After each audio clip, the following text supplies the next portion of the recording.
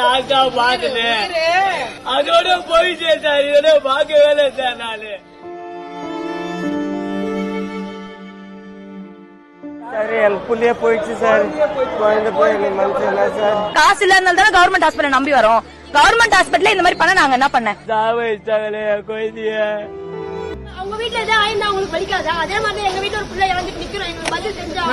அறுவை சிகிச்சை செய்த இரு மருத்துவர்களின் கவனக்குறைவும் இதற்கு ஒரு காரணம் என்று கண்டறியப்பட்டது. அந்த இரு மருத்துவர்களும் உடனடியாக இடமாற்றம் செய்யப்பட்டார்கள். சென்னையில் மூட்டு அறுவை சிகிச்சை செய்து கால் அகற்றப்பட்ட 17 வயது நிரம்பின கால்பந்து வீராங்கனை பிரியா ராஜீவ்காந்தி அரசு மருத்துவமனையில் பரிதாபமாக உயிரிழந்து போயிருக்காங்க. அரசு மருத்துவ